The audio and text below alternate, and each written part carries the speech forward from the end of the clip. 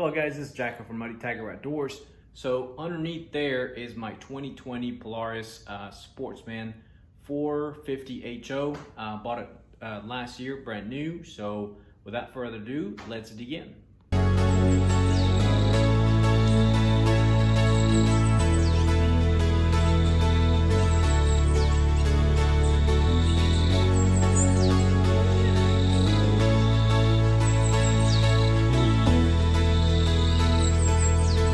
I actually bought this brand new, like I said, about 13 months ago. This is July of 2021, so I bought this June of 2020, brand new from the dealership. I was kind of looking to get a used one, not spend as much money, but you know, if you're in the market for used ATVs, you soon come to the realization that most of them are used and abused, quite often neglected, not maintained properly. There's a lot of issues with them sometimes. So I went ahead and decided to purchase brand new, even though it was a little bit over budget and not necessarily something that I wanted to get into. But unfortunately, you know, that's just the nature of things. You have to buy new to get something that's gonna last you a little bit longer and be a little bit more reliable. Quite often, so far, I've had nothing but good experiences with Polaris. I've been four-wheeling or using and driving ATVs for a long time. And I've had quite a few Polaris in the past, about 3 before this, and I've never had an issue with Polaris. They seem to be built very well. They're, you know, they're not perfect. They're not, you know, the best out there, but still they're really good quality. And as far as this 2020 model, nothing but good things about it. Now you may be able to tell I do have quite a few, I wouldn't say modifications, but add-ons. And you know, I just kind of wanted to make it a little bit more mine, have a few things that I would be more happy with using out in the trail. I don't hunt much. I don't use it for that kind of thing, and I don't have farm or land or anything like that. So most of the use that I get out of this ATV is essentially for trail riding. That's what I enjoy doing. So a couple things that were added on after getting it. The very first one was a winch. The second one was the seat that you can see here. Not a seat, it's kind of a backrest / trunk or storage box. And essentially different wheels. Those are Polaris, but they come from a Razor, I believe, or a different Sportsman, maybe a slightly bigger model. There's the originals right there on the side, but these tires came a little bit bigger, so I wanted something just a little bit bigger, give you a tiny bit more ground clearance. And of course I added these mirrors. My wife usually rides behind me in a separate ATV. She rides usually a Polaris Ace, which right now happens to be in the shop.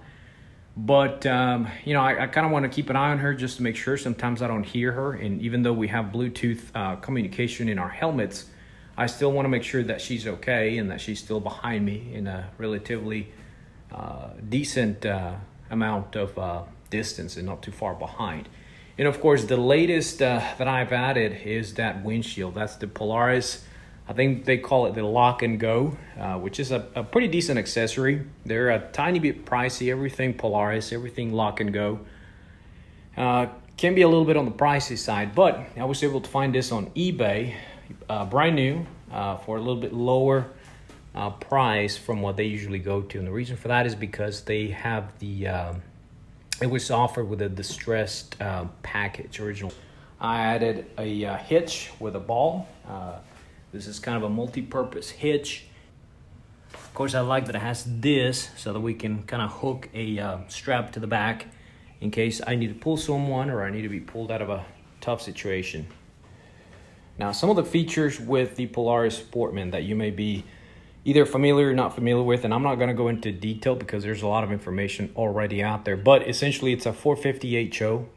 It says it right there, but technically it is not a 450cc engine. It's actually a 499cc engine. They just it's almost a 500, and they just do the HO for high output, but essentially it's a 500cc engine, which is kind of nice. It's got about 30 something, I think 34, 32 horsepower. So it's got plenty of power for me. You know, I would like to get something a little bit bigger. I would have, but you know, 500 cc's is really not that bad. I know they make them out there with 1000cc or 800 cc's and all that kind of stuff, but this is really not that bad. As far as the ride quality, it rides very comfortable. I have no issues with you know, the seat. The cushion in the seat is very, very sufficient. My butt doesn't hurt even after riding for most of the day. The one thing is, and that's pretty much any quad, is the thumb throttle there. Sometimes your finger can get a little bit tired, but that's just part of riding a quad, so it's part of the fun. I don't really get upset at that.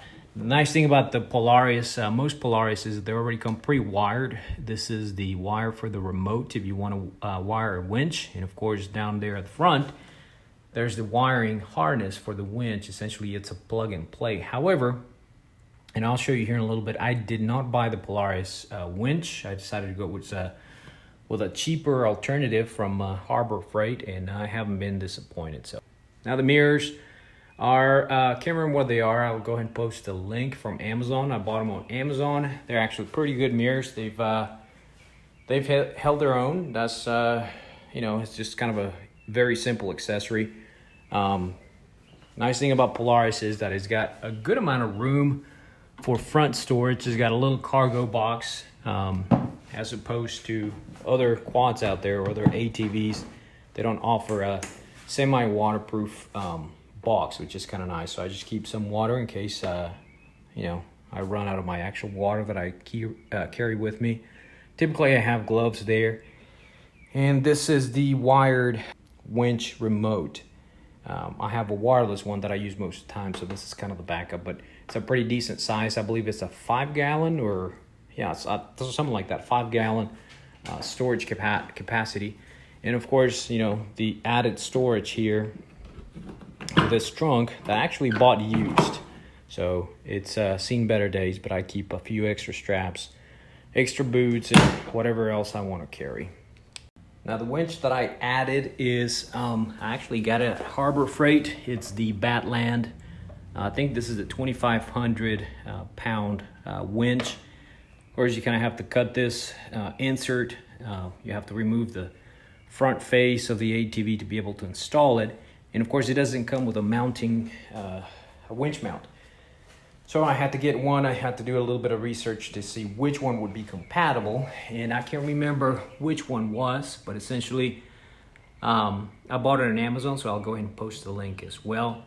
Installing the winch wasn't like super crazy hard. It just took a little bit of time, a little bit of patience, a little bit of know-how, because even though it's like really easy to wire, sometimes you can kind of get a little frustrated when things don't happen according to plan. So as long as you just kind of pace yourself, if you get into a bind, then all you have to do is just essentially take a break, 10, 20, 30-minute break, and then come back a little bit better. But you can kind of see the wire there. Batland, or this brand, they actually make it very easy. As you can see here, these are kind of labeled, the cables, so you know which one goes where. And as you may know, Polaris does this very weird thing to where they put the battery right there. That's the battery, so I'm not sure why it's mounted so low into the front, but so far I haven't had any issues. But anyway, the wiring goes there. I kind of tucked in some of the cables up there, and here's the box for the electronics for the winch, and of course the remote kind of plugs into this. So it's actually pretty easy. Everything is to the front, and like I said, this winch is actually wireless. So I've got the remote here. Sorry, move the camera too fast. Here's the little remote. Essentially, you hold this to activate, extend, retract. Very easy to operate. Another thing that is kind of nice from Polaris and from other manufacturers, I'm sure, is that they actually include this little gadget here. It's essentially a way to connect to a battery tender. So, you know, if you leave it parked for a while in a garage or wherever you store it, you can kind of connect it to one of these battery tenders. Excuse the mess. This happens to be this brand, but yeah, essentially you just leave it plugged in and it recharges and maintains the battery with a decent amount of charge. As most ATVs, they come with this little kind of key, and essentially, let me show you some of the functions there. You can actually change the display, different colors. There's a lot of different options. But pretty much, you know, your basic functions right now, I've got it set up to where it says the speed up at the top and the temperature of the engine in Fahrenheit. You can actually change it to Celsius and, you know, go through the options. There's the RPM, miles per hour again, odometer, and of course, as you can see, I barely have 67 miles on this. Trip 1, trip 2, volts, engine hours, and service. They recommend these 25-hour service interval, which is essentially oil and filter change. And then you've got your, I guess, your timer, and we're back to the engine hours. If we go to mode, it also kind of lets you change the options at the top. So different options. Now, if you leave the mode button pressed for a few seconds, then it goes into the options. So you can actually change the units, temperature, and of course speed. You've got your clock there, the color of the display, so you can change it between blue or red, so whatever your preference is. Kind of a nice feature there. You can also change the level of your fuel, which, by the way, you know, I realize that when you buy a four-wheeler, you know, fuel consumption is not one of those things that is kind of top priority or main cause for concern or something that a lot of people are interested. But this is actually very fuel efficient. I can go, I can't remember how many miles, but quite a few miles before the tank empties. In fact, in 67 miles, I think I've only had to refuel twice, believe it or not. So that's actually kind of nice. Let's go back to the options.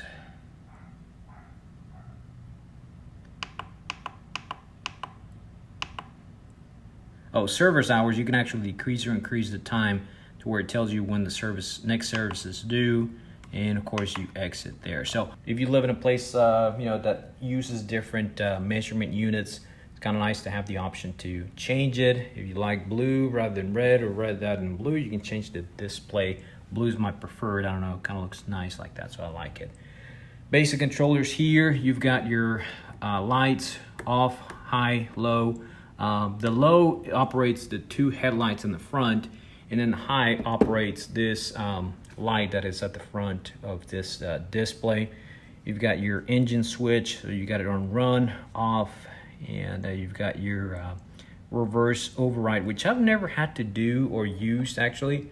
You know, here's your gear lever, and you've got several options there. You got high at the top, low, neutral, reverse, and park.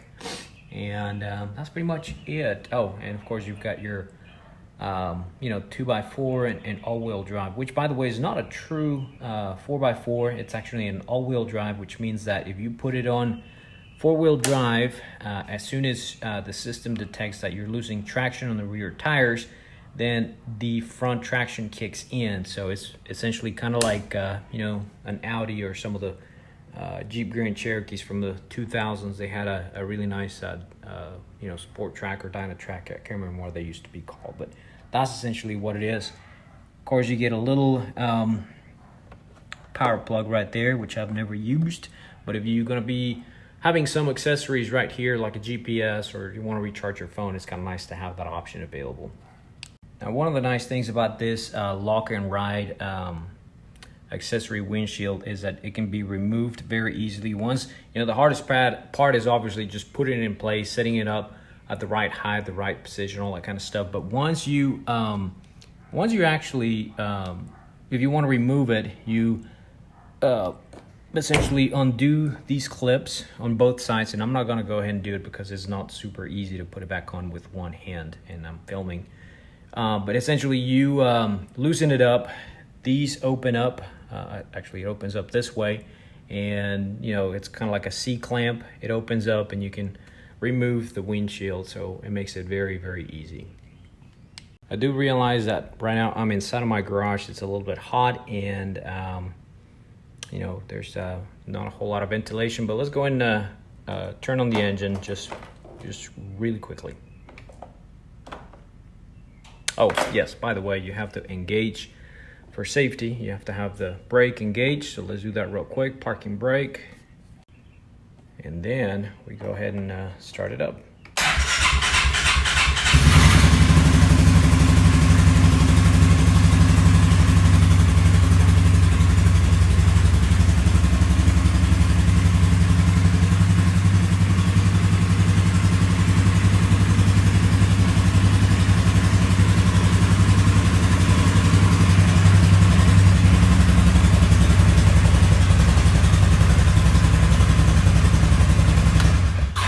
Now that's not necessarily a cold start, obviously. You know, it's kind of warm out here right now. It's about almost 90 degrees outside, but it hasn't been started in a week, so that's why it kind of took a little longer to start, but typically starts right up. And you know, it runs without a problem. I've never had an issue with this either shutting off or you know, stalling or anything like that.